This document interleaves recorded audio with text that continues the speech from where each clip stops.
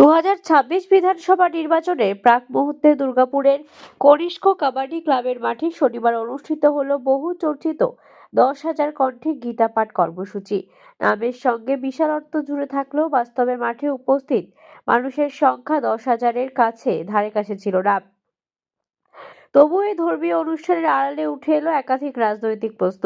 এটি কি নিছক আধ্যাত্মিক প্রয়োজন নাকি পরিকল্পিত রাজনৈতিক সমাবেশ? হিন্দু সম্মেলনের ডাকে আয়োজিত এই কর্মসূচিকে কেন্দ্র করেই শহর জুড়ে শুরু হয়েছে জোর চর্চা। আয়োজকদের দাবি অনুযায়ী হিন্দু ঐক্যের ডাকই ছিল মূল উদ্দেশ্য, কিন্তু নির্বাচনের ঠিক আগেই এমন বিশাল ধর্মীয় সমাবেশ কি আদৌ রাজনৈতিক ঊর্ধ্বে থাকতে পারে?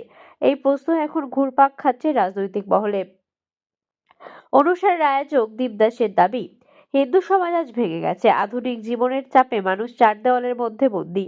সেই বিভাজন দূর করতে এই গীতা পাঠ। তবে সমালোচকদের মতে ঐক্যের ভাষায় রাজনৈতিক সংহতির ডাকি এখানে একটি বেশি প্রকট।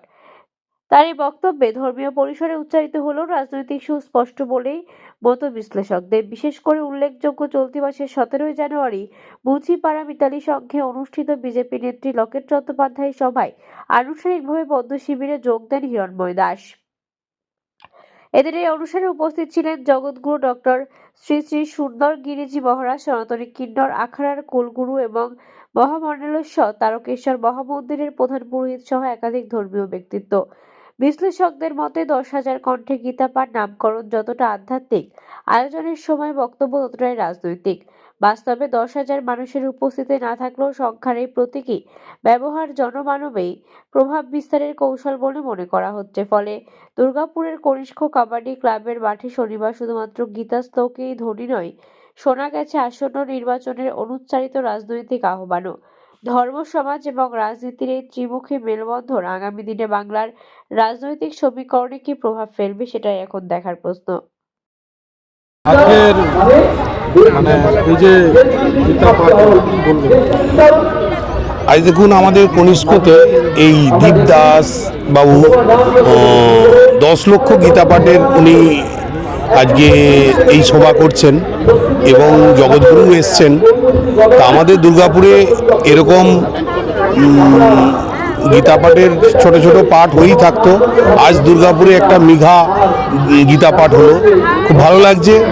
এবং আমাদের মতন যারা ব্যবসাদার আছেন তাদেরকেও উনি এরকম আপ্যায়ন করে এবং সম্মান দিয়ে ডাকছেন, এটাই ভালো লাগছে। এবং আমাদের হিন্দুদিকে আমিও বলবো যে একসাথে সবাই একতাবদ্ধ হয়ে আমাদের এই ধরনের হিন্দু কালচারটা যেন থাকে, এটাই আমি আমাদের দুর্গাপুর বাসিন্দাকে বলবো। আমাদের খুব একতা হওয়া খুব দরকার আছে। এখন যেভাবে আমাদের পশ্চিমবাংলায় চলছে তাতে কিন্তু আমাদের এই জিনিসটা প্রত্যেকটা মানুষকে এই দীপদার মতন হয়ে সবাইকে এগোনো উচিত আমি মনে করি, এটাই আমার কথা। হিরণময় দাস, আমি কল্পনা গ্রুপের কন্যা। आप देख रहे हैं न्यूज़ UNI।